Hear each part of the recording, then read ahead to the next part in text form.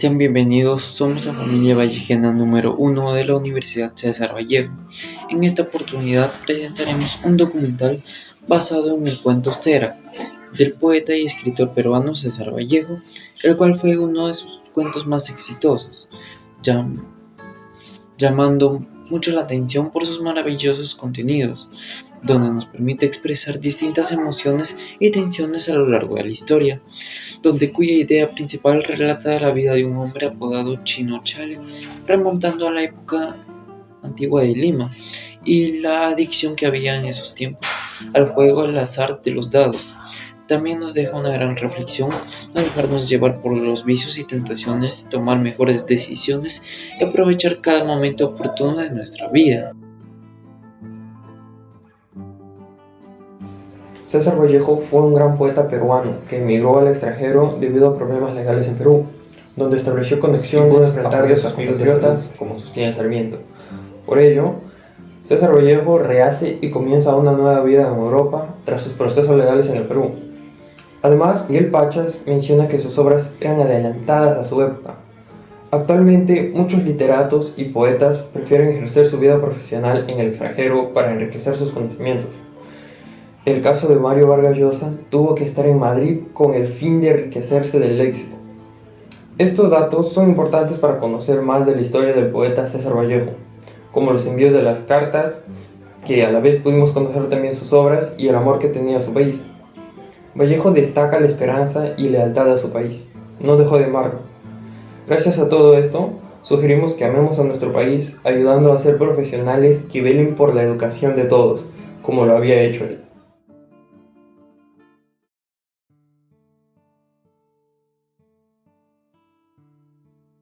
Y, desgraciadamente, el dolor crece en el mundo a cada rato.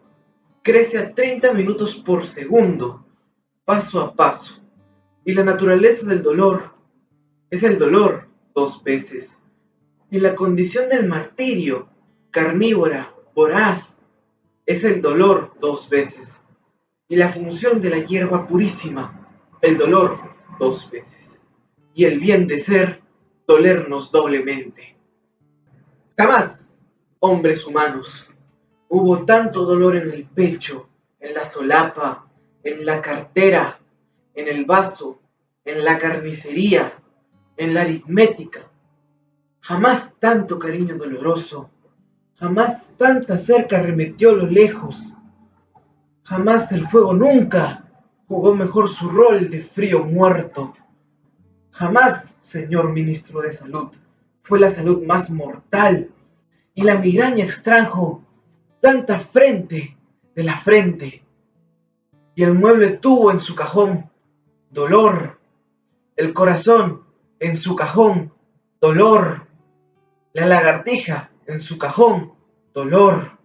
Crece la desdicha, hermanos hombres, más pronto que la máquina, a 10 máquinas, y crece con la res de rocío, con nuestras barbas. Crece el mal por razones que ignoramos, y es una inundación con propios líquidos, con propio barro y con propia nube sólida. Invierte el sufrimiento posiciones. Da función en que el humor acuoso es vertical, al pavimento. El ojo es visto y esta oreja oída. Y esta oreja da 9 campanadas a la hora del rayo, y 9 carcajadas a la hora del trigo, y 9 sones hembras a la hora del llanto, y 9 cánticos a la hora del hambre, y 9 truenos y 9 látigos, menos un grito. El dolor nos agarra, hermanos hombres, por detrás, de perfil, y nos aloca en los cinemas, nos clava en los gramófonos, nos desclava en los lechos, cae perpendicularmente a nuestros boletos, a nuestras cartas. Y es muy grave sufrir. ¿Puede uno orar? Pues de resultas del dolor hay algunos que nacen, otros crecen, otros que mueren y otros que nacen y no mueren, otros que sin haber nacido mueren y otros que no nacen ni mueren. Son los más. Y también de resultas del sufrimiento. Estoy triste hasta la cabeza. y más triste hasta el tobillo, de ver al pan crucificado, al nabo ensangrentado, llorando a la cebolla, al cereal en general, harina a la sal, hecha polvo, al agua huyendo, al vino un exeomo, tan pálida la nieve, al sol tan ardido, como hermanos humanos, no deciros que ya no puedo, y ya no puedo con tanto cajón, con tanto minuto, tanta lagartija, tanta inversión, tanto lejos y tanta sed de sed. Señor Ministro de Salud, ¿qué hacer? Ah, desgraciadamente, hombres humanos, hay, hermanos, muchísimo que hacer.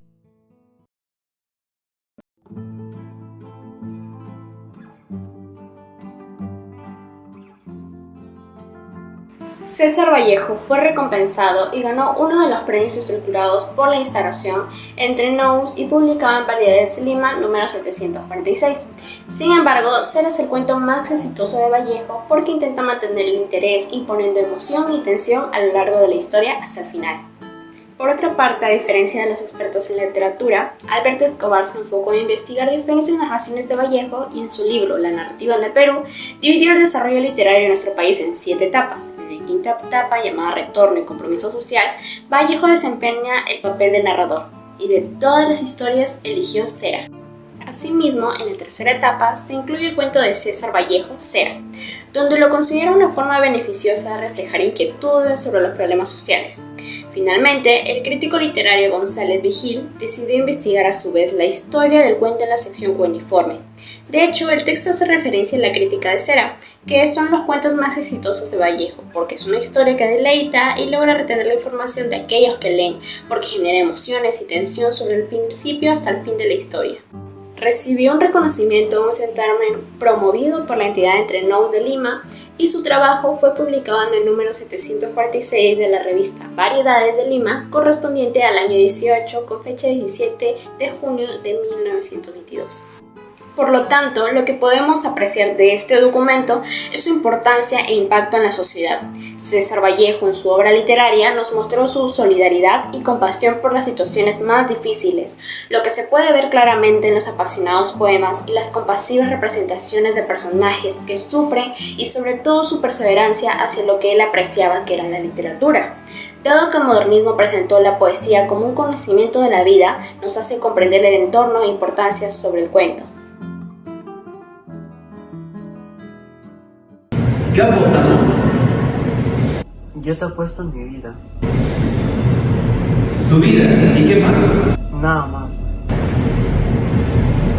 ¿Estás seguro? Sí, estoy seguro. De acuerdo. Echemos. ¡Gané!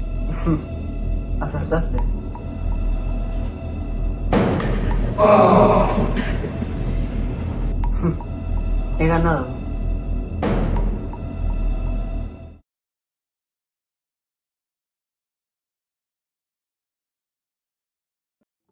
¿Qué tal? Mi nombre es Ariana Andrea Alejo Ficón y junto a mi compañera Alfaro Rocío Mariela vamos a presentar al psicólogo Castillo Barzola Alex Foredi, que estará participando en nuestros análisis para el cuento Cera.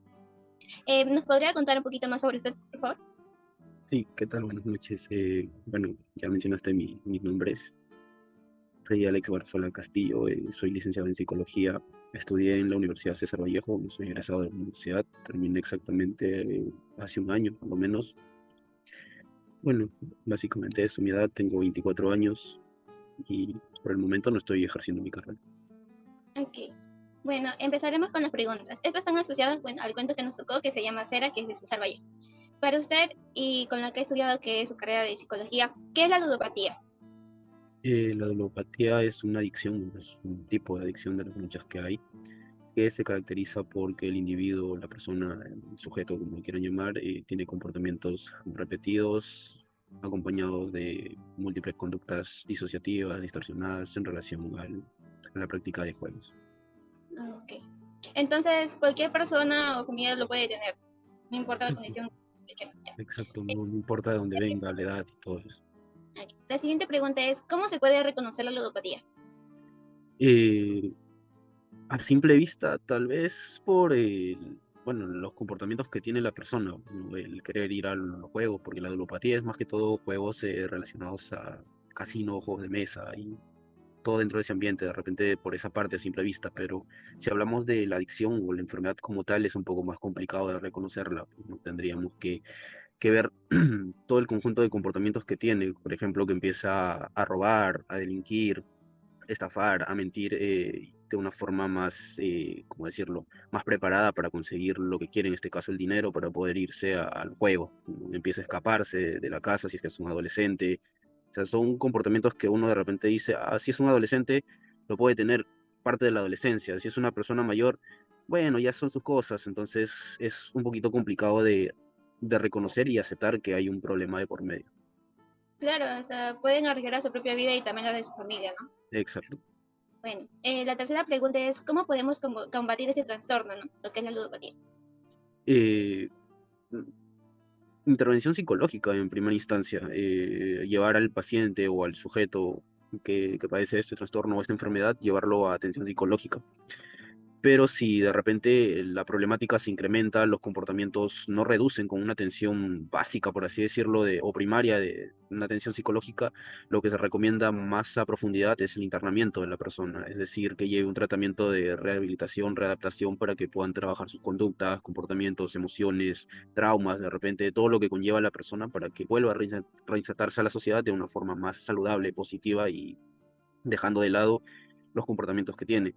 Ahora, dentro de eso hay algo importante que aclarar. Hay que tener en cuenta que la ludopatía, al ser una enfermedad, al ser una adicción, es una enfermedad incurable. Entonces, primero la familia tendría que entender eso, ¿no? Que su familiar, en este caso su paciente, tiene una enfermedad que por más tratamiento que lleve, siempre lo va a tener consigo y lo único que tiene que hacer es mejorar su comportamiento, rehabilitarse básicamente y parte de ese proceso es la familia. Tener voluntad a sí mismo, ¿no? Para poder salir adelante. También, exacto. Mi compañera Rocío va a seguir con las demás preguntas. Bueno, es muy interesante escuchar sobre todo este trastorno, se podría decir. Bueno, ahora que hemos escuchado un poco sobre eso, quisiera que me diga qué importancia tiene la salud mental en las personas, ¿no? Bueno, la importancia creo que está de más decirlo, solo con ver cómo se está llevando la convivencia entre las personas, los seres humanos en la sociedad. Si hablamos solo de nuestro país, todas las situaciones que vemos, delincuencia, violencia, asesinato, violación, secuestro, suicidio, todas esas situaciones que vamos viendo, si nos sentamos un momento a analizar, si hablamos de cifras numéricas, nos vamos a dar cuenta de que cada año, incluso cada mes, cada semana va en incremento y cada situación que pasa es mucho peor. Si antes era un golpe, ahora ya lo descuartizan. Si antes era ya algo que nosotros decíamos, wow, mira, qué bueno, ya lo hizo. Ahora son situaciones o cosas mucho más sorprendentes, que a veces no tienen explicación porque justamente se deja de lado la salud mental, que es parte esencial de la persona. Hablamos todo el tiempo de salud física, que anda al gimnasio, hace ejercicios, aliméntate bien, no hagas esto, no hagas lo otro, pero ¿qué hay de la salud mental? El cuerpo puede estar bien, pero la mente, ¿cómo va? La mente también necesita alimentarse, ejercitarse, entonces la importancia de la salud mental lo podemos ver en lo que pasa día a día en nuestra sociedad. Claro, eso creo que se ve reflejado todos los días, ¿no? Y hay que estar pendiente de ahora, de la nueva generación, sobre todo, que son los que somos nosotros, pues, ¿no? Que creo que ahora se está viendo más la importancia de la salud mental. Y nada. La siguiente pregunta es, ¿qué recomendaciones sobre el vicio y la adicción puede dar a los jóvenes de hoy en día? Primero que no se tomen la vida tan a la ligera, ¿no? Yo sé que, bueno, hoy en día pues, la juventud misma, los adolescentes, eh, se podría decir que viven en una dualidad de que son y no son responsables de su propia vida. Quieren sentirse mayores a tan temprana edad haciendo cosas que no les compete todavía y es ahí donde empieza todo. Ser responsables consigo mismo, más que con el resto, ser responsables consigo mismo. Participen de talleres psicológicos, busquen asistencia psicológica. Si me siento mal, no sé por qué me siento mal, no puedo dormir, busca asistencia psicológica. Esa es la principal recomendación. No, busca ayuda. Por más mínimo que sea tu malestar, busca ayuda. No dejes para pasar lo que estás sintiendo. Dale importancia. Conversa con tus padres. Tenle bastante confianza a tus padres. aprende a decir no a situaciones que se te hacen incómodas, no busques la aprobación del resto, ¿no? Y sé tú mismo, disfruta la vida, pero de forma sana, ¿no? Evita el alcohol, las drogas, que el único final que tiene es la muerte, o un hospital, o estar internado, o terminar en una cárcel. Entonces, evalúa tú, ¿no? Pon en una balanza, tú como joven adolescente, pon en una balanza qué quieres de tu vida. Si estás estudiando en la universidad y estás empezando a tener ciertos comportamientos, consumir alcohol, consumir tabaco, cigarrillos, drogas, evalúa cómo vas a terminar de acá a 2, 3 años. Solo ver a las personas que están debajo de un puente, tiradas en una esquina, sin familia, desasiados, o sea, ponte en esa situación. Nunca digas yo no voy a llegar a ese lugar. La adicción es una enfermedad que no te das cuenta, y cuando abres bien los ojos ya estás tirado en una esquina y lo perdiste todo. Entonces, si eres joven, aprovecha tu juventud, pero de forma sana. Sí, tiene mucha razón. Me parece muy interesante todo lo que nos ha venido comentando con mi compañera. Bueno, eso sería todo por parte del equipo 1 y muchas gracias por su tiempo y por todas las respuestas que nos ha venido dando y las recomendaciones, ¿no? Sí, Muchas gracias a ustedes. Su participación. El escritor César Vallejo en el cuento Será, la cual fue una de sus obras muy importantes en el poemario de Poemas Humanos, nos narra sobre un personaje muy peculiar, el cual era llamado Chinochal. Este era un hombre muy adicto a las apuestas, especialmente a los juegos de azar de los dados, donde en algún punto se encontrará a un hombre que no le va a gustar para nada perder y hará todo lo posible para poder ganar, aún así siendo capaz de poder arremeter contra su vida. Es muy lamentable y muy triste que en el pleno siglo XIX pues sigan habiendo estos casos de adicción. Lo que antes se podía ver como eran los juegos de azar en esos tiempos, como nos explica en la historia, pues ahora lo podemos observar en los casinos o en las tragamonedas, donde hay muchas personas que se vuelven cada vez más adictas, llegando al punto de pues aposar todas sus casas y todas sus pertenencias para poder seguir jugando, afectando no solamente a su salud física sino psicológica, sino que a toda su familia en general, ya que estos no son lugares seguros. Pues hay mucha gente que solo busca saciarse y engañar a las personas con tal de solo ganar dinero. Debemos de hacer un cambio. Como la futura generación que somos, pues debemos de ser responsables, aprender a disfrutar la vida limpiamente sin ponernos en riesgo. Muchas gracias. Muchas gracias por habernos escuchado. Les hago recordar que nosotros somos la familia vallejiana número 1. Esperamos que la presentación de nuestro tema abordado será les haya gustado y emocionado, ya que hace reflexionar a uno mismo y hacia los demás sobre cómo es la vida que se vive actualmente y cómo debemos corregirla para tener un mejor futuro.